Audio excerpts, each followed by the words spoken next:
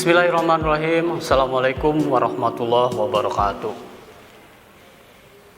Puji syukur alhamdulillah kepada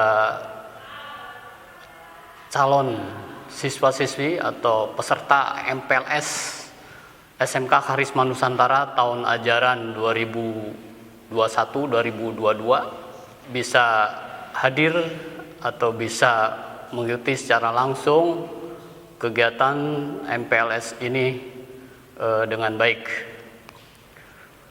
Untuk materi kali ini yaitu mengenal sarana dan prasarana SMK Karisma Nusantara.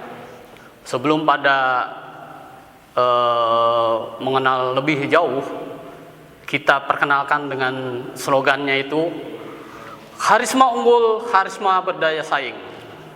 Itu slogan ya, supaya menjadi penyemangat bagi peserta MPLS tahun ini. Mengenal sarana dan prasarana SMK Karisma Nusantara, yaitu dengan dasar Undang-Undang Nomor 20 Tahun 2003 tentang Sistem Pendidikan Nasional. Yang kedua, Permendiknas Nomor 40 Tahun 2008 tentang standar sarana dan prasarana sekolah menengah kejuruan _madrasah aliyah kejuruan SMA atau SMK. Yang ketiga, surat keputusan Kepala SMK Karisma Nusantara tentang pembagian tugas pokok guru tahun ajaran 2021-2022. Bahwa dalam memperlancar pelaksanaan tugas kepala sekolah, maka wakil kepala sekolah dipandang perlu untuk menyusun kerja tahunan sebagai pedoman kerja untuk membantu sebagai tugas-tugas kepala sekolah. Maksud dan tujuan tentunya sebagai pedoman kerja wakil kepala sekolah urusan sarana dan prasarana dalam melaksanakan tugas dan tanggung jawabnya selama tahun pelajaran 2021-2022. Sarana dan prasarana SMK Karisma Nusantara itu ada berbagai sarana yang telah disediakan oleh Yayasan Geraha Bakti Negara, diantaranya tanah dengan luas 400 meter persegi, bangunan 1 lantai 1, bangunan 2 lantai 2, bangunan 3 lantai 1. Aset sarana prasarana SMK Karisma Nusantara itu dari tahun ke tahun selalu berkembang dan bertambah seiring dengan kebutuhan. Baik, kita lanjutkan dengan profil atau gambar sebagai gambaran bahwa sarana prasarana di sekolah SMK Karisma Nusantara itu ada ya, dan jelas.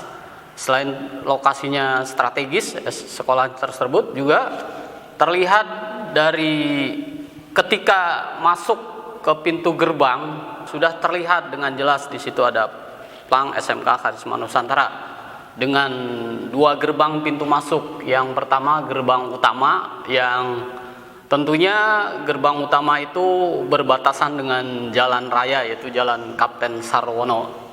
Begitu masuk terlihat gerbang utama masuk kepada gerbang kedua, yaitu untuk menuju ke lokasi kelas dan kantor serta fasilitas lain yang ada. Nah, di antara gerbang dengan gerbang itu ada fasilitas yang sedikit cukup untuk parkir tamu dan guru. Di sana disediakan untuk parkir tamu dan guru. Selanjutnya, ketika masuk ke ruang lebih dalam lagi, itu kita bisa lihat ada tampilan halaman depan sekolah. Di situ akan terlihat gedung lantai 2. Kalau kita memandang ke depan dari masuk ke arah depan itu ada ruang kelas, ruang kantor, serta laboratorium. Nah, ini bisa dilihat dari tampak tengah tadi. Ketika masuk ke tengah itu akan terlihat dari atas itu juga saling berhadapan antara gedung pertama dengan gedung kedua. Yang gedung pertama itu 2 lantai, yang gedung kedua 3 lantai. Itu juga dimanfaatkan untuk yang gedung pertama adalah untuk kelas dan di bawahnya untuk kegiatan ketatausahaan, keuangan, dan operator. Kita lanjut kepada ruang selanjutnya, yaitu sudah pada umumnya setiap sekolah, setiap lembaga itu tentu akan menerima tamu, yaitu kita sediakan ruang tamu sekolah bagi warga sekolah, orang tua, atau dari pembina dari dinas provinsi dan lain-lain, atau lintas sektoral. Kita sediakan juga ada ruang kepala sekolah yang dipergunakan untuk mengkoordinasi kegiatan sekolah oleh kepala sekolah sebagai manajerial. Terus ruang guru merupakan ruang yang sangat penting untuk kegiatan persiapan Bapak Ibu guru yang akan mengajar, transit, dan sebagainya. Kita lanjut kepada ruang wakil kepala sekolah, yaitu terdiri dari kepala sekolah bidang kurikulum, kepala sekolah bidang kesiswaan, kepala sekolah bidang sarana dan prasarana, serta kepala program kompetensi. Kita lanjut kepada ruang kelas. Kita setting ruang kelas sebagaimana sesuai dengan Permendiknas sarana prasarana, bahwa ruang kelas itu sudah sesuai dengan standar, yaitu dengan ukuran dan desain yang jelas, apalagi di saat pandemi sekarang sudah didena sebagai ruang kelas yang mempunyai jarak yang tidak berdekatan. Lebih penting lagi, tidak kalah penting lagi, itu ruang laboratorium farmasi untuk kegiatan keterampilan, meningkatkan keterampilan sebagai kefarmasian, keterampilan di bidang kefarmasian yang sehari-hari tentunya untuk supaya menghasilkan siswa-siswi yang terampil, yaitu termasuk ruang yang paling inti di dalam kegiatan sekolah kefarmasian, yaitu ruang laboratorium farmasi. Nah, ruang laboratorium farmasi juga dilengkapi dengan apotik simulasi. Artinya di dalam kegiatan kefarmasian nantinya itu biasanya siswa-siswi itu akan tidak lepas dari dalam bekerja itu di apotik, sehingga kita dipersiapkan sebelum pada dunia kerja itu sudah ada apotik simulasi. Di sini juga kelengkapan apotik simulasi itu harus ada praktek apoteker yang legal, ya. Di situ sudah ada penanggung jawab apoteker dengan jelas, terpampang dengan jelas di dalam ruang simulasi, karena nanti pada kenyataannya nanti di tempat bekerja juga harus seperti itu untuk sebagai bukti legalitas kegiatan praktikum yang sehari-hari di ruang laboratorium. Ruang laboratorium komputer juga tidak kalah penting untuk meningkatkan keterampilan dan pengetahuan di bidang IT bagi siswa-siswi SMK Harisma Nusantara. Tata usaha, ya, ruang tata usaha juga tidak kalah penting untuk mengkoordinir pencatatan dan pelaporan setiap kegiatan di SMK Harisma Nusantara. Ruang keuangan, ya, ruang keuangan juga hal yang penting juga untuk setiap pembiayaan keuangan itu selalu direncanakan di ruang yang representatif untuk keuangan.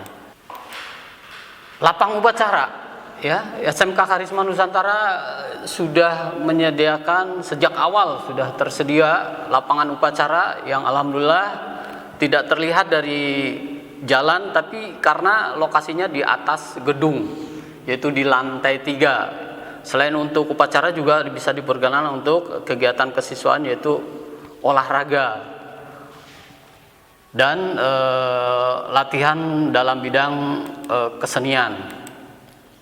Sarana ibadah, hampir setiap tempat-tempat umum itu harus ada sarana ibadah yang memadai, yang bersih, suci, yang terpelihara dengan baik.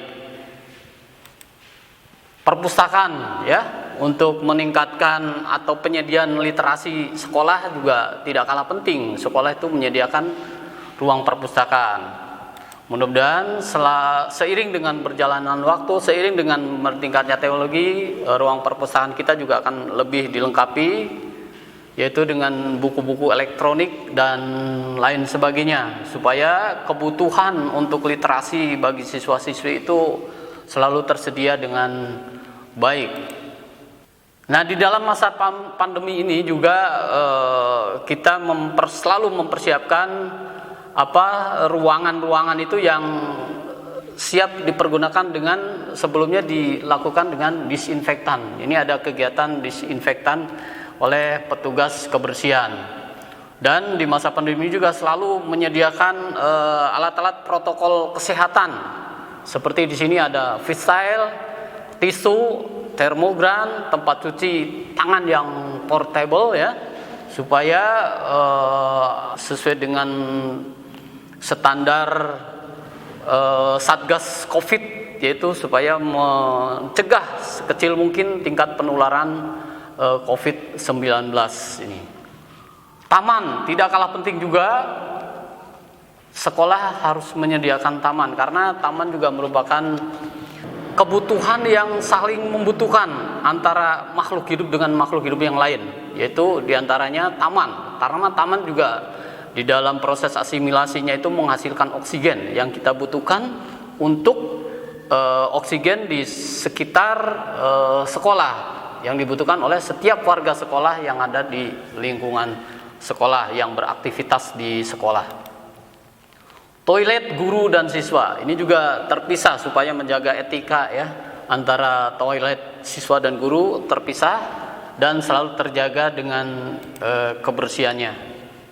Ini juga ada kolam renang, ya, kolam renang bagian dari sarana olahraga bagi siswa-siswi. Mungkin ini hal yang baru di SMK Karisma Nusantara, yang sebelumnya mungkin masih setiap ada kegiatan renang itu di tempat-tempat penyedia kolam renang di luar sekolah. Itu diantaranya, ya, pengenalan Sanpras SMK Karisma Nusantara. Mungkin dari tahun ke tahun akan selalu berkembang seiring dengan kebutuhan. Baik, kita akhiri saja, ya. Wabillahi taufiq wal hidayah. Wassalamualaikum warahmatullahi wabarakatuh.